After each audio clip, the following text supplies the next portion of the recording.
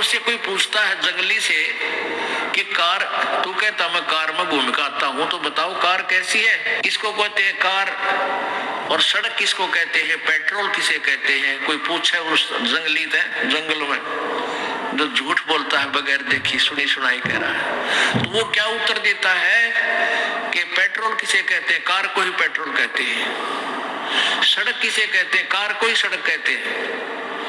Driver किसे कहते हैं, ड्राइवर, कार को भी ड्राइवर को भी कार ही कहते हैं, कार को ही ड्राइवर कहते हैं। तो ऐसी थ्योरी है शिवदयाल जी की कि सतनाम को सचखंड सतलोक, सचखंड सतलोक दो हो गए, सचखंड सतलोक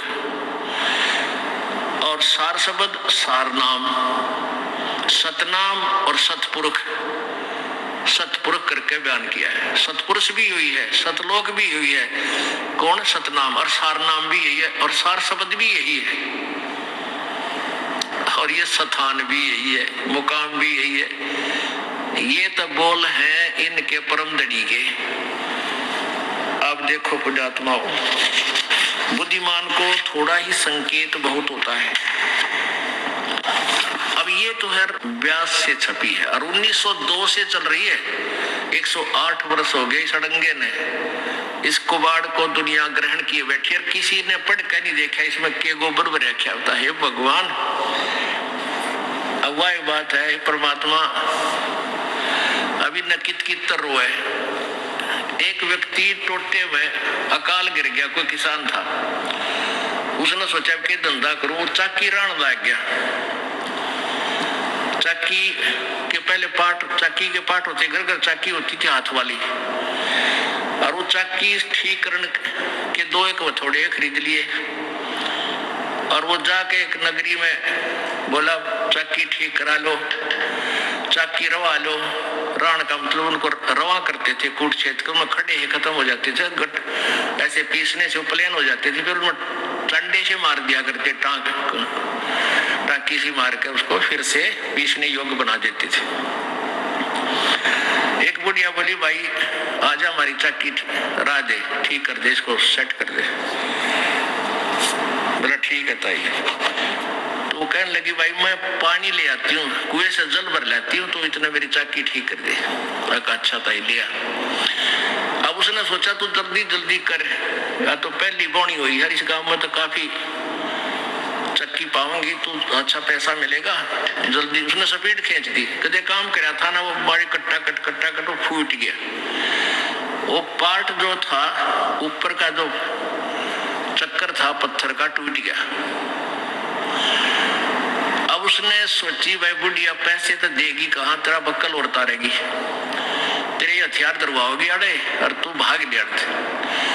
अब जो ही वो खड़ा हुआ तो ऊपर बुढ़िया ने घी एक इस मटके में गड्ढे में और 2 दड़ी पक्का यानी 10 किलो पक्का घी ऊपर एक टोकरी सी अंदर रखा था, ऊपर कड़े टांग दिया करते, छिक्का बोला करते उसमें, बिल्ली कुत्ते से बचाव के लिए। उसका सर लग गया, उसमें सर लगते वो मटका नीचे गिर गया, वो सारे फरस पर घी बिखर गया, खराब हो गया। उधर सोची तू करड़ा पिटेगा, भाग ले।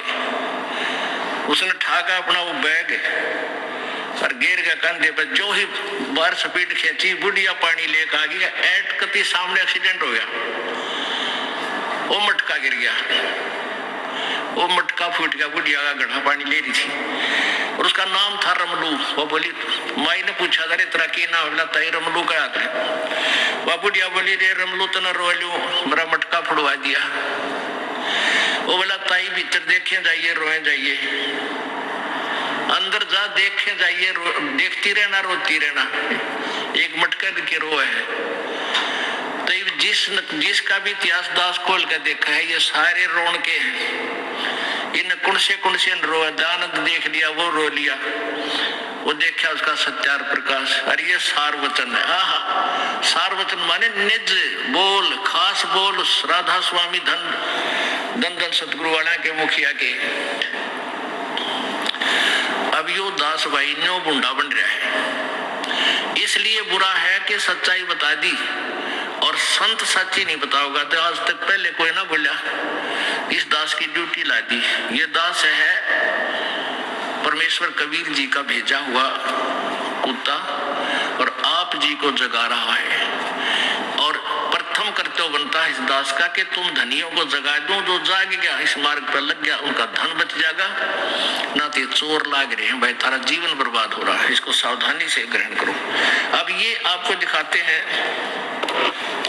कोई ना सोचेगा इसमें आगरा वाले, जहां से ये आगरा से पंथ चला है वहीं के निज, वहां के निज गर्ज दिखाते हैं आपको। ये देखिएगा, सारवचन राधा स्वामी नसर यानी वार्तिक, सारवचन राधा स्वामी नसर यानी वार्तिक, जिसको परम पुरुष पूर्ण धनी स्वामी जी महाराज ने जबान मुबारक से फरमाया और जो बाइज्जत राधा स्वामी ट्रस्ट द्वारा छापी गई।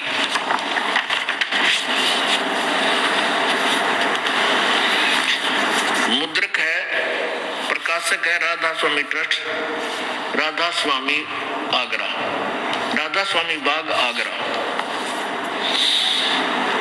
कोई भी साहब बिना इजाजत इस पोथी को नहीं छपा सकते। मूल्य 15 रुपए, सजलित 19 रुपए। 19वीं बार 2001 में छपया है, 19 बार और 2001 तक छुप चुका है। मुद्रक है दी कोरोनेशन प्रेस, छिल्ली ईंट रोड आगरा से। इनका फोन नंबर ये है। 19वीं बार 7000 छपी है। अच्छा यहाँ देखिएगा, राधा स्वामी दयाल की दया, राधा स्वामी साहेब, खुलासा उपदेश हजूर राधा स्वामी साहब का वचन, यह जगत नासवान है। आगे देखते हैं, यहां से ये 1 नंबर वचन है, दफा 1। इसके लास्ट सीन देखते हैं, सिर्फ काम इतना है कि इंसान यानी मनुष्य अपनी सूरत यानी रूह को उसके खजाने और निकास यानी मुकाम सतनाम और राधा स्वामी में पहुंचाए। ये वही है का डुप्लीकेट कति डिटो कॉपी है। मुकाम माने स्थान होता है, सतनाम और राधा स्वामी यहाँ पर स्थान कहा है। अब वचन नंबर 3, प्रश्न नंबर 3, ये भाग 1 है, राधा स्वामी सार वचन, ये भाग 1 है, 2 इसका आगे होगा लास्ट में। और इसका वचन नंबर 3, जितने आचार्य और महात्मा और अवतार और पैगंबर हर एक मजहब में हुए हैं, वे सब अपने अभ्यास के जोर से अंतर में तरफ यानी ध्यान लगाया उन्होंने, मुकाम असली के चले, पर सब के सब घर दूर स्थान तक नहीं पहुंचे। सो बहुत से तो मंजिल माने स्थान, ये देखो मंजिल 1 नंबर पे है ना, इसका अनुवाद यहाँ अर्थ किया उन्होंने। मंजिल माने स्थान, मंजिल माने स्थान यानी पहली मंजिल। बहुत से मंजिल पहली पर और कोई दूसरी मंजिल पर और कोई बिरले साध और प्रेमी मंजिल तीसरी पर, तीसरे स्थान पर तक पहुंचे। और सिर्फ संत मंजिल यानी स्थान 5वीं यानी सतनाम पर। मंजिल माने स्थान, सतनाम स्थान पर, और कोई बिरले संत मंजिल 8वें स्थान राधा स्वामी पद तक पहुंचे। 8वां स्थान राधा स्वामी। अच्छा अब देखो वचन नंबर 4 वचन में, प्रश्न नंबर 5 पे।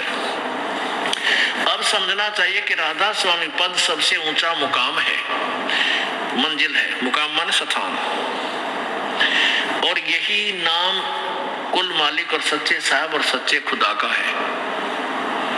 और इस मुकाम से 2 स्थान नीचे सतनाम का मुकाम है, सतनाम का स्थान है।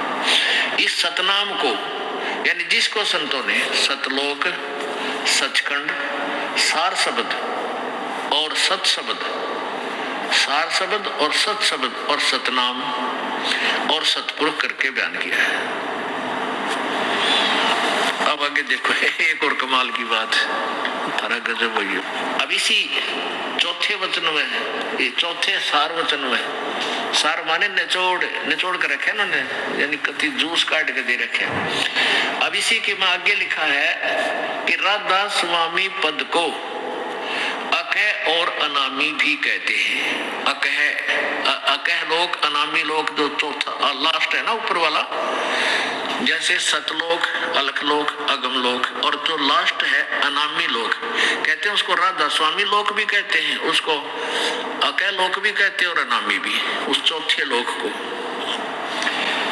राधा स्वामी पद को, राधा स्वामी स्थान को अकह अनाम भी कहते हैं, क्योंकि यही पद अपार और अनंत और अनादि है, और बाकी के सब मुकाम इसी से प्रगट यानी पैदा हुए।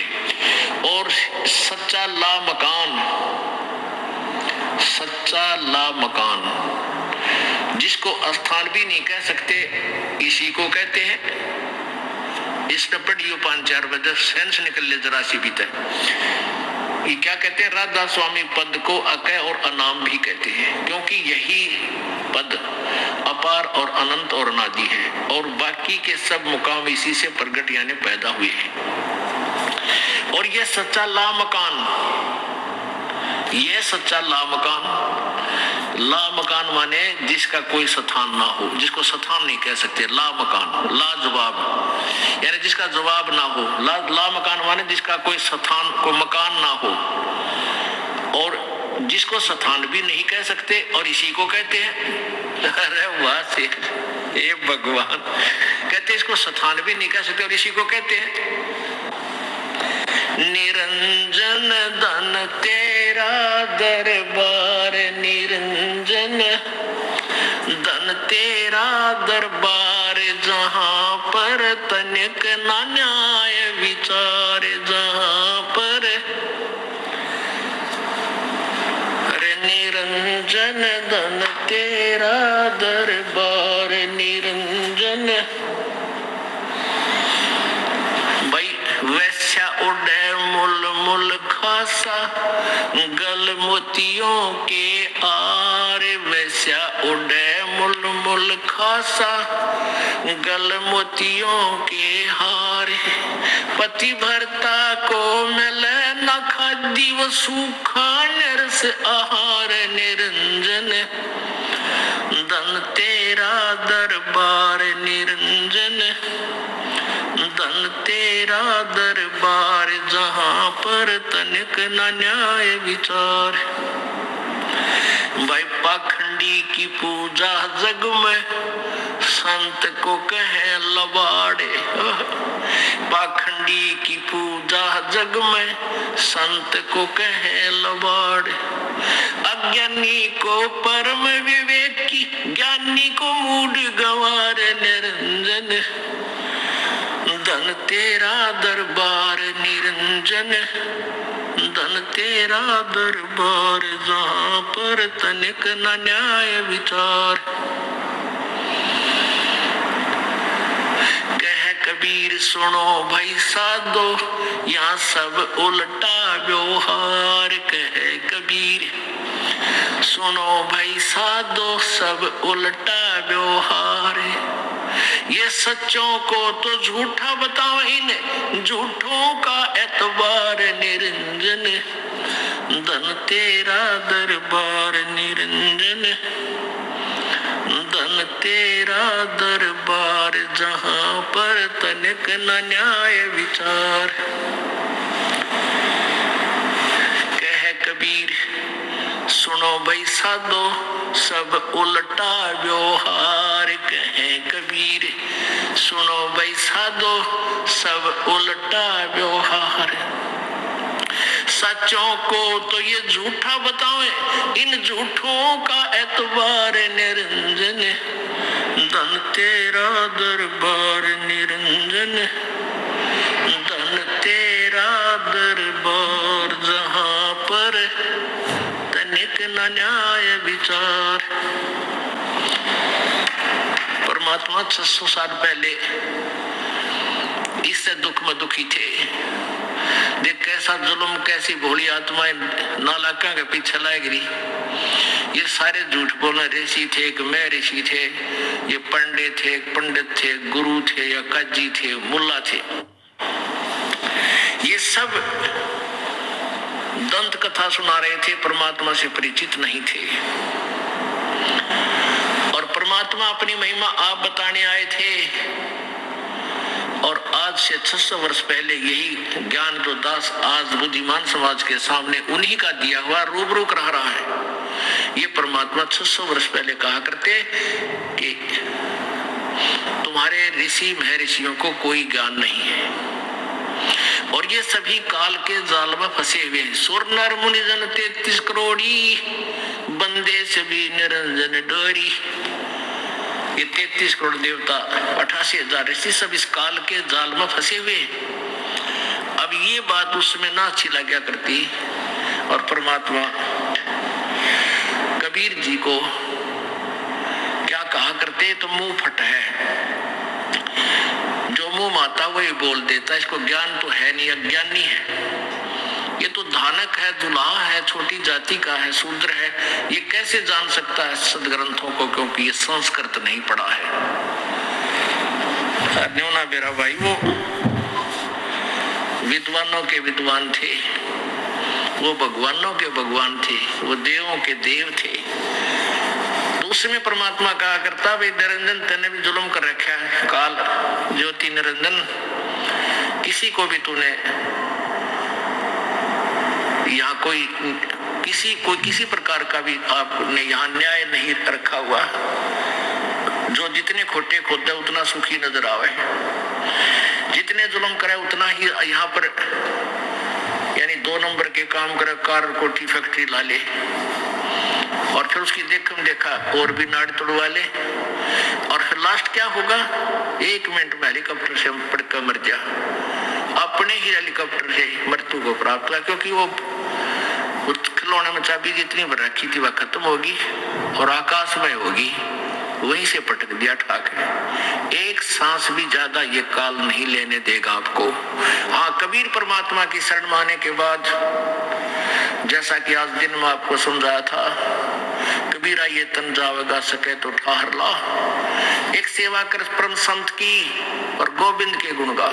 ये 2 औषधि बताई है, 2 इसका इस जीवन को बचाने के लिए ये 2 मेथड बताए परम संत ने खोज के, उसके बताए अनुसार उस परमात्मा की महिमा का गुणगान कर, वो भक्ति कर, तो तेरा जीवन बढ़ जाएगा।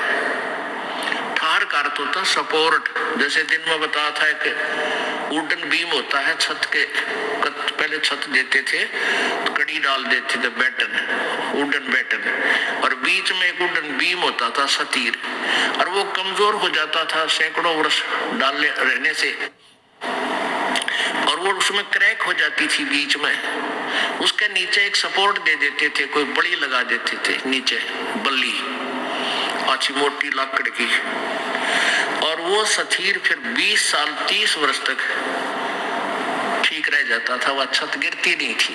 ऐसे ही परमात्मा कहते हैं, जब तक तुम परमेश्वर मेरी शरण में नहीं आओगे, कबीर जी कहते हैं, तब तक तुम्हारा केवल निर्धारित समय ही आपको मिलेगा, उससे एक सांस भी आप नहीं ले सकते। वो कहीं भी समाप्त हो जाए, रेल में हो चाहे जेल में हो और चाहे आकाश में हेलीकॉप्टर में हो, वहीं से आपको पटक दिया जाएगा, एक सांस भी ज्यादा नहीं ले सकते। और परमात्मा जी कबीर जी कहते हैं, मेरी शरण में आने के बाद आपकी आयु एक्सटेंड हो जाएगी। उसका तरीका क्या है कि मेरे नुमाइंदे परम संत से उपदेश ले, फिर आपका आयु बढ़ जाएगा। जैसे कबीर ये तन जावेगा सके तो ठहर ला, वो ठहर बोलते हैं उस बल्ली ला दी उस सतीर का नीचे, तो जीवन आपका संस्कार समाप्त होने का आगे, आपका श्वास नहीं रही, और आपने मालिक का नाम ले रखा है, वह बल्ली ला रखी है, वह बल्ली ला रखी है, तो आप और बनवाने 100 वर्ष निकाल दोगे। आपने 50 वर्ष की आयु में मृत्यु होना था, संस्कार इतना ही था। और राम नाम की वह बल्ली ला रखी, आपने पहले ला रखी थी, तो डट गया, ये मनमाने फिर 60 70 80 वर्ष तक 100 वर्ष तक निकाल दे। तो उस एक्सटेंडेड जो आपका जीवन है, परमात्मा ने जो एक्सटेंड कर दिया, उस जीवन का मैक्सिमम समय भगवान के चरणों में आपका लगना चाहिए, तब तो इसका फायदा ना, तो फिर वही डले ढोने हैं।